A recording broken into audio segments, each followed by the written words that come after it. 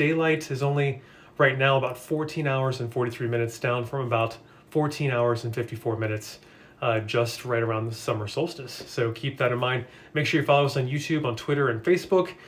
We are at all three platforms right now. I'm simulcasting to you live on all three. And we've got rain for this week. Might not add up to too much. Yes, we have some chance of storms, maybe even some strong storms on Tuesday, but downpours could be limited.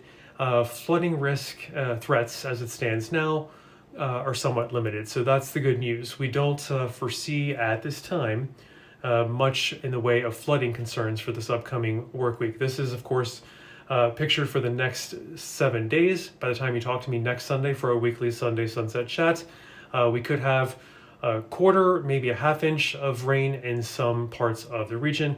But so far, rain, flooding, downpours not being the main concern this upcoming week. We have Tuesday storms featuring damaging wind gust potential and large hail potential on Tuesday afternoon and evening. The last 30 days, we've got a patchwork of rain that we've received. This is an expression of percent of what is normal over the last 30 days. Yellows, oranges, that is below 100%. Blues, greens, that is above 100% of what is normally expected in the last 30 days. As you can see, it's the warm season, and our primary rain source is thunderstorms. So it is this patchwork, hit or miss, depending on the county you live in or even the neighborhood you live in. It is just off and on, whether or not you have to water your garden. Sometimes you wish your garden received a little less water. But the main point is south of town there in south central Virginia. That's where there's a little bit of drought that I want to show you there. It's abnormally dry with a little bit of first level drought in south central Virginia. But overall, as you can see on the eastern half of the United States, doing much better than the western half. So we will take what we can get. Hopefully, if you are a farmer or gardener, you are not feeling it too much. But again, you're not imagining things. It's kind of hit or miss storms this time of year. Good evening, David. Thanks for tuning in. We've got more of this likely through the next couple months, so keep that in mind. It will just all depend kind of locally dependent around you, whether or not you get a downpour on your block and maybe the neighbor a block away or half mile away does not get the same downpour. So we will keep that in mind as we look ahead toward next work week. The atmosphere is leaning toward giving us above average precipitation, slight chance of above average precipitation, so nothing too troubling in the drought department as it stands now. And again, we're doing pretty well in the drought departments on the eastern half of the United States, especially, I mean, look at that. Look at all the white non-drought area around the mid-Atlantic. North of Richmond, West Virginia is doing well, Pennsylvania is doing well, even most of New York State. So we are doing all right for the middle part of the summer. For July, we have been roasting and toastier previous summers, that's for sure. Looking ahead to temperatures this upcoming weekend, on Saturday around 90 as possible, so expect one last day tomorrow on Monday to be awesome. Consider a long lunch, and then you might need to really prepare for a rise in the temperatures for the rest of the week.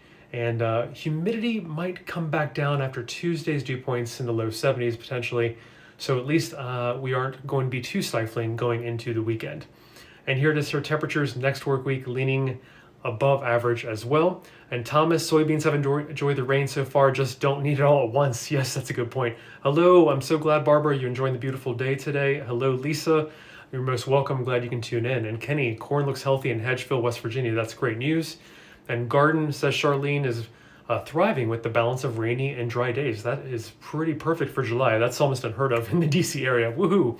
Lori, tomatoes need some sun. And Steve, hello, and Culpeper, 5+ inches of rain on Friday and Saturday. I believe it. Let's put that back up here. The last 30 days as a percent of normal. Looks like Culpeper, yep, you are in the blues and greens. You are definitely above 100% of where you would normally expect your rainfall amounts in the last 30 days.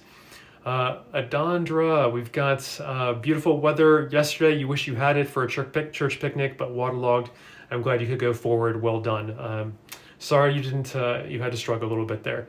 Anything brewing in the tropics, Lewis? We do have the potential, a slight potential for a disturbance to move off from Georgia into the Gulf of Mexico, and that could, in the northern Gulf of Mexico, develop over the next 5 days, but only slight chance, under 40% chance. But of course, Here's our graph just to make sure you realize 65% from the National Hurricane Center, 65% chance of above average hurricane season, which runs from June 1st to November 30th. So we'll watch this disturbance, and it continues to trend above average for the tropics this time of year. But it is going to get a little busier, typically, climatologically speaking, mid-August into the peak of the season around September 10th. So keep that in mind, and we will continue to monitor tropics. Here's our heat tracker so far, tracking below average for this time of year. Only 9 days normally. This time, average year to date would be 14.1 of 90 or hotter days with the temperature of 90 degrees or hotter. So luckily only 9 days of those so far. David, kind of weird having the screen door open in mid-July. It's enjoy it. Let's knock on wood, and we'll take it. We will take it. All right. So Lewis talked about the tropics, and Aaron, hello. I hope you're doing well. Thanks so much for tuning in for these weekly Sunday sunset chats. Let me get up here for you our dew point scale there, just to let you know. Tomorrow is still pretty pleasant, but then dew points in the low 70s are possible. Muggy gross conditions on Tuesday. Then we might ebb back into merely moist conditions, dew points in the 60s for the remainder of the week, Wednesday, Thursday, and Friday. So we need to watch strong storm potential on Tuesday. My latest forecast is a PM update to CWG.news/latest. Anytime you need us, we're at capitalweathergang.com. And Jason's already tweeted his digit for tomorrow. It is a 9 out of 10, so hopefully you can take a long lunch if possible. All right, so Lisa likes below average, so do I. And we've got Kristen, lower dew points are so nice. I guess based on the drop map, we should be thankful, and I kind of agree with that thinking. Sarah is flying home. Thanks for tuning in while you're in flight or about to get on your flight. And Lori, hope there's less rain the first week of August when I go to Virginia Beach. Yes, you might have good timing. Right now, Virginia Beach seems to be where the fronts are stalling out for late June into this time frame, maybe even next week as well. So you will hopefully by August see things clear out a little bit. Fingers crossed, but no promises just yet. That's of course low confidence looking that far out. Hello in Dumfries, Debbie, thanks for tuning in.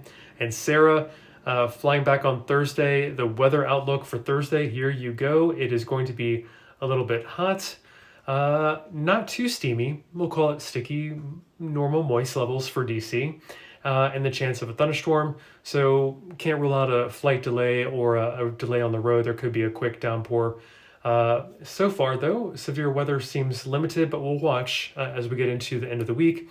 We have a cold front dancing throughout the region, kind of going north and south, and really just going to play with us this week. Here's Tuesday's map where we're focused on the potential for strong storms. We've got that dashed line, that's a trough of low pressure moving through Virginia. We've got north of us a quasi-stationary front, a cold front trying to move back, sag toward us, south and east into the DC area.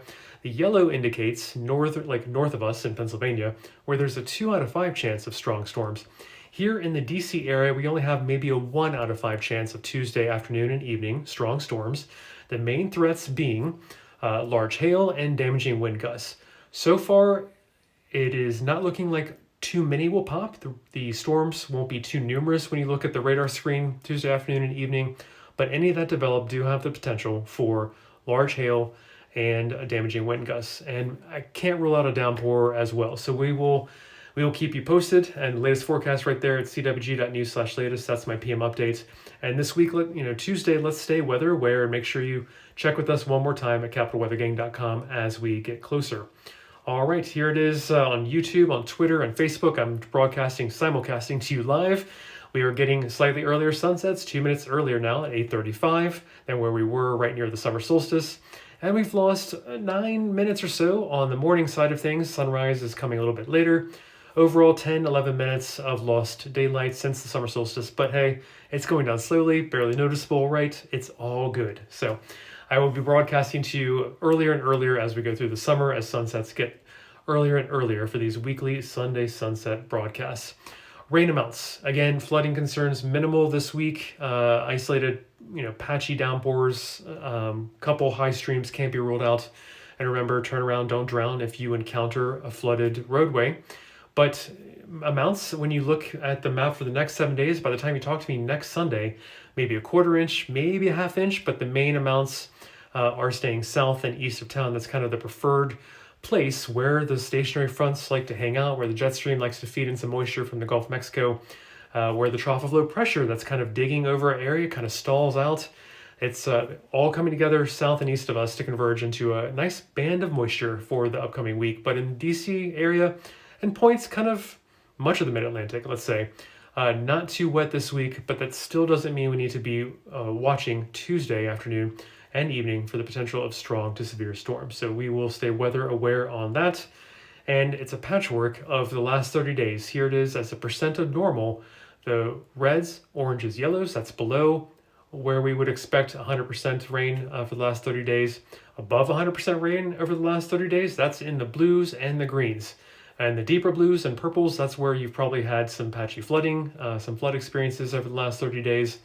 But again, this is typical for midsummer since our main rain source are hit or miss thunderstorms, unlike the cooler season where we have large nor'easters spreading over us, large consistent shields of rain. So your neighbor down the street might not be watering the garden while you are dealing with a parched garden. That's just the way it is. But I wanted you to see the patchwork, the kind of the quilty nature of the rainfall in our region. It is not your imagination if you are one county away from someone having great crops, great gardens, and you're having to deal with some watering of your own. All right, we've got hello, Paul and Alexandria. Thanks so much for tuning in. Loving the lower than average temperatures, Aaron. Me too. I'm glad you are. And allergies out of whack this week. What's in the air, Charlene? Not too much in the latest report, but I can show you. It could be grass bothering you. Could be mold. I'm looking for some latest numbers, and it looks like it got washed out recently. But when I think about all the kind of patchy flooding downpours we've had in the last week, mold and mildew come to mind as potentially allergens for you that might be affecting you. And here it is, our heat tracker for year to date. 9 days so far at or above 90 degrees. Normally for this time of year, we would see 14 days. So keep going. As far as I'm concerned, the lower averages of heat, I'm fine with that. I hope you are too. I know we have some warm weather lovers out there, but I think this is a good compromise. You're still getting your 90-degree days, and we're not completely sweating out with crazy steamy heat and humidity just yet. Latest forecast at CWG.news/latest. My PM update there for you anytime you want us 24/7. We're at capitalweathergain.com. Monday, tomorrow, look at that. Fantastic. Sunshine, dry air, very comfortable, low dew points. I think we might even see a few dew points below 60 degrees tomorrow. There's my scale that our Capital Weather Gain uses, our emoji scale here in the upper corner. Sorry it's so small, but it fit perfectly right there. And then we swell to above 70-degree dew points on Tuesday. That's when in the afternoon and evening we could also see some strong storms, which we'll touch on in a second. But then for the rest of the week, despite higher temperatures, near 90, maybe some low 90s are possible, dew points kind of sag back down toward merely sticky, merely unpleasant, into maybe the mid 60s or so. So keep that in mind. For July standards, it is not going to be too bad for this time of year, but rain chances increase after tomorrow. So maybe you can take a long lunch tomorrow if possible. Jason already tweeted a 9 out of 10 for tomorrow. So get ready for a pretty awesome day. One last day, just one day only. You got a quick deal, quick sale on the good weather for July. We've got Chris talking about the severe threat on Tuesday. What time of day, afternoon and evening it looks like. Let's get into that. Here we are. Cold front is north of us, slowly sagging south here on this Tuesday map. The yellow is most concerning around the Pennsylvania neighborhood. We've got the yellow there indicating a 2 out of 5 chance of severe weather. But with this trough near us here in Virginia in the DC area, we've got a 1 out of 5 chance in the dark green shading here for large hail, for damaging wind gusts. Those are the two main threats. Can't rule out 1 or 2 heavy downpours. But we discussed that in the latest forecast at the PM update that I wrote, CWG.news/latest right there. It is not a high confidence forecast. It's not something we're seeing the potential for widespread thunderstorms, numerous thunderstorms, but any thunderstorms that do develop could possess those two main threats, those two severe properties of large hail and damaging wind gusts. So it's one of those situations where you just want to have a plan B in the back of your mind, but as it stands now, you don't need to cancel. I wouldn't recommend canceling plans just yet. Let's wait one more day and monitor things tomorrow as well as more data and latest data comes in with hopefully a little bit more confidence as well. So thanks again for joining for these weekly Sunday Sunset Chats. I'm Camden Walker for CapitalWeatherGang.com. Sunset's 2 minutes later. That's why you're seeing me at 8:35 tonight instead of 8:37, near the summer solstice back in June. Coming to you live on YouTube, Twitter, and Facebook. Make sure you're following us on all 3 of our platforms. And yes, we've lost about 10, 11 minutes of daylight, but hopefully you haven't noticed. I frankly don't mind slightly later sunrises. That's okay with me. Oh no, severe weather for the dogs. You don't have dogs that would like that, Julia. Completely understand. Sorry that we need to be a little weather aware Tuesday afternoon into evening. And Kristen, you're most welcome. Thanks for tuning in for these chats. It's great to hear from you. And Chris, clouds stick around for full moon on Wednesday. I think Wednesday is partly cloudy as it stands now. We could have kind of some clearing of the clouds on Wednesday, Chris. So stay optimistic for some good photography as well on Wednesday. Fingers crossed. Let's get back to the forecast at a glance really quick so we can double check that on Wednesday. It could be a day where we don't have a high chance, maybe 10% chance of thunderstorms.